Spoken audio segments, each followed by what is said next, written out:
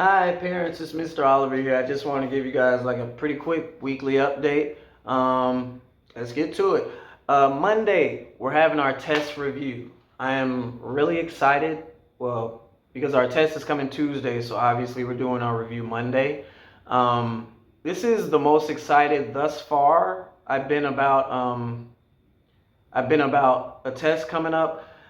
I just feel like we put in so much work, and the children, I feel like for the most part, the children are feeling comfortable and they should feel ready as far as being able to divide fractions and multiply fractions.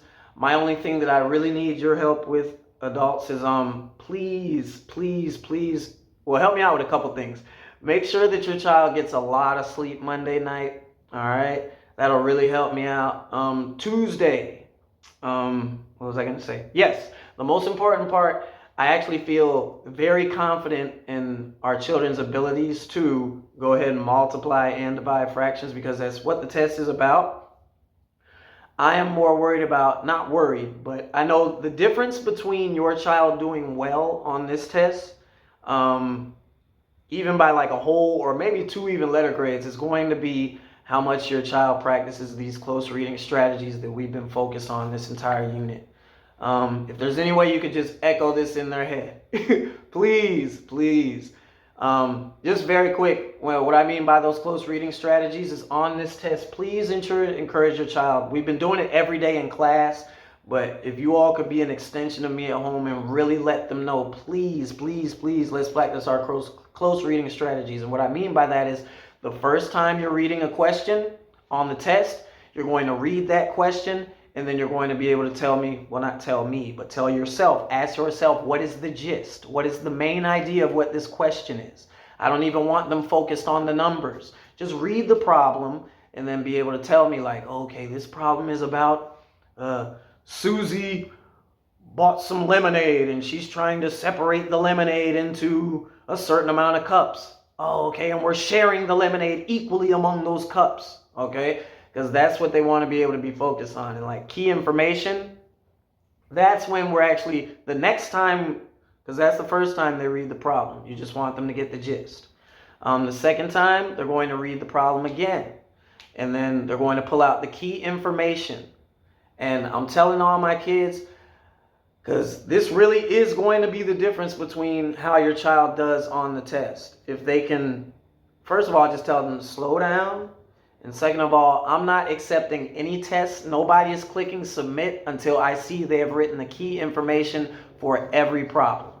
Okay?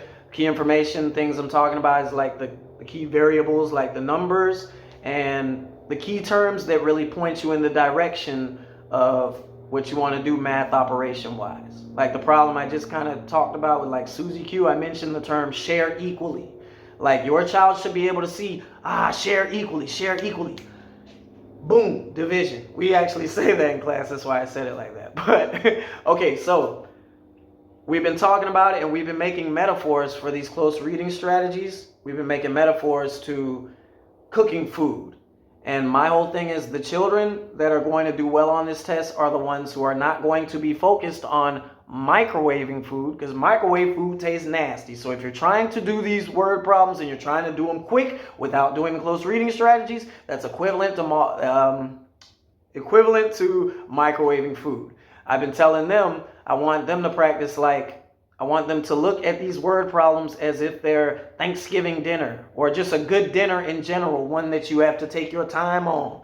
We always make reference to Big Mama cooking over the stove. We're taking these math problems and taking them very slow and taking our time to solve. So the metaphors I'm talking about is the first time they read the problem, you want to get the gist, the main idea. That pretty much just is you telling you, oh, okay, this is what I want to cook. Okay? The gist is just telling you what you want to cook. The second time you read it, you're getting the key information. The key information is your ingredients. The kids know I'm always talking about this. We cannot cook. We can't always, this is my movement because I say we're cooking in the big pot. Okay? So we're taking our key ingredients. We got our big pot. Put our ingredients in. Figure out what we need to do. And that's when we actually start cooking. When we're cooking, that's when we're actually doing the problem itself, the math operation. Like in this problem, shared equally, so you'll be thinking division. Okay, so now that's when they'll actually do the problem and show their work. But please, if y'all could be an extension at home, please tell them, don't even start doing any math until you have your key information, because that's the most important part, the key information. And I'm not letting any of the children turn in this test unless I see that they've taken their time, written down the key information. That's the most important part. It's going to be the difference between a letter, maybe 2 letter grades. The child who rushes through the test, if they're trying to microwave the word problems, they're not going to find success. Microwave food tastes nasty, and we're trying to make good food.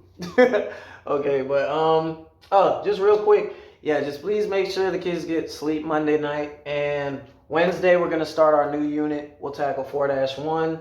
There won't be any homework that night, but there will be homework for 4-2 and 4-3. I'll have videos up. You all know how I do. I got the videos up. Well, I will have the videos uploaded in case you want to help your child with the homework, or if your child just needs assistance. It's just a way for them to be able to self-check the homework themselves, so they know that they're on the right spot. And I think I say this all the time, but the videos are what you make of them. I'm hoping that my goal is for kids to try the work at home without the videos. Like, try and do the homework yourself and use the videos to check your answer. Or if you're just having so much trouble, of course, use the videos for assistance. Sorry for talking you all to death. It's just this week, I've never been more excited this year about a test. The kids, they've been putting in so much work. They've been focused. I just want to commend the parents in general, because you guys have really been helping me out with just being an extension of me outside of the classroom.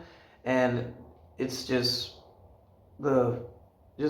priceless value-wise, and it's going to help us out preparing for EOGs. But yep, that's a weekly update. And yes, thank you.